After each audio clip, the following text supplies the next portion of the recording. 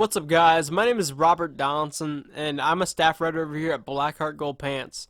A lot of you may already be familiar with my analysis posts or my opponent previews or my draft content, but I really wanted to start putting out some video content for you guys. And what I want to accomplish with this video series in particular is make it a post-game breakdown of the most recent game, where I focus in on an aspect or hone in on an aspect of the game that really stood out to me upon rewatching it.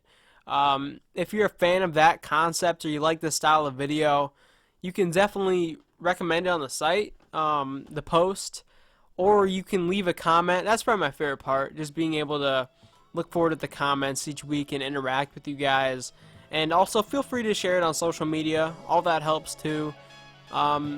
But let's hop right into it.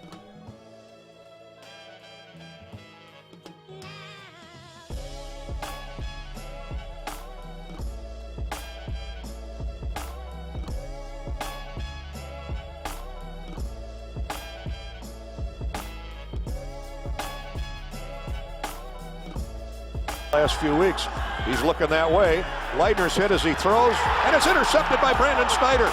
Brandon Snyder, double coverage. Leitner threw into double coverage, but it was the pressure up front.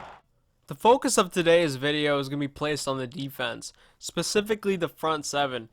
And the reason I'm choosing to highlight the front seven is because for the first time all year, I got the sense when watching this team play that this is what they should have looked like from the beginning. They're winning at the point of attack, they're executing their assignments, they're swarming to the ball and finishing plays. And the first play I'm going to use to sort of highlight this is the second play of the game for Minnesota's offense.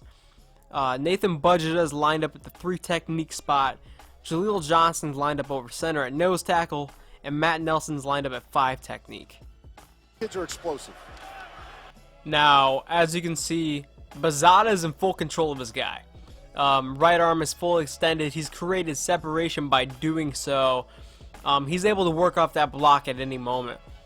Jaleel Johnson's in a similar state of power. However, he hasn't created that separation. But you can tell he's in control because his eyes are in the backfield looking at the exchange point.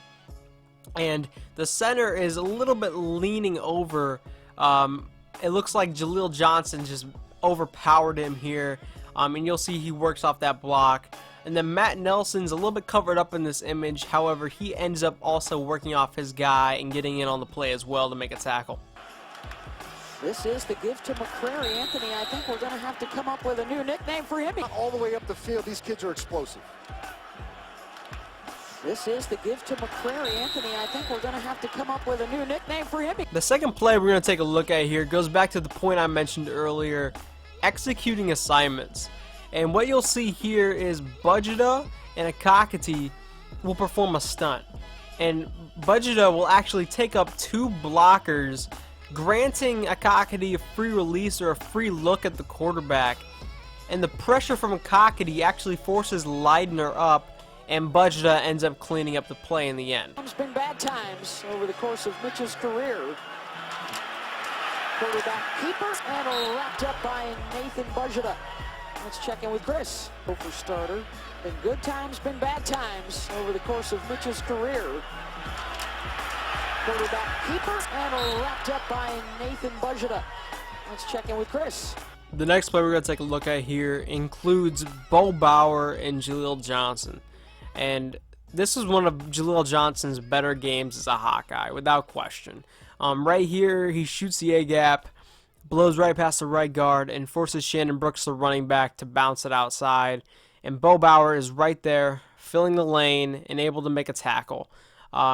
Again, a great disruption up the middle, and this is exactly what you want to see your linebackers do. Over to the right side to replace Persick. Brooks caught in the backfield. Bauer will get the tackle. Johnson credit for blowing that one up. It's a big play in that situation. Number 40 just pressing down. Cuts around the outside, forces the running back to the right. and he cleans it up on the back end. Really surprised there that they... In this last example, the player to keep your eye on is Anthony Nelson, lined up at the top of your screen at the 5-tech spot. And he's just going to win at the point of attack and walk the right tackle back into the pocket and then disengage and pick up the sack. Brooks out of the pistol. Leidner stepping up in the pocket, and down he goes. Sacked back at the 15. Mitch Leidner's trying to find someone open. Receivers are running out. You got coverage on the outside. You got coverage. Receiver trips in the middle, looking for Wolodarski, bending it back in. Just not enough. The bottom line is this: the Hawkeyes executed up front this week. They won at the point of attack. They executed their assignments. They made the plays that were in front of them, and they swarmed to the ball and finished plays. It's exactly what you want to see coming off a loss, and it's an encouraging sign moving forward as the season progresses. If you guys enjoyed the video and you want to see more in the future, definitely recommend the post and leave a comment. Comments are what I look forward to again every single week, and I appreciate the feedback and I love interacting with you guys. Also, you can follow me on Twitter at DraftCharge, and I'll definitely respond to any questions you have on there. But until next time.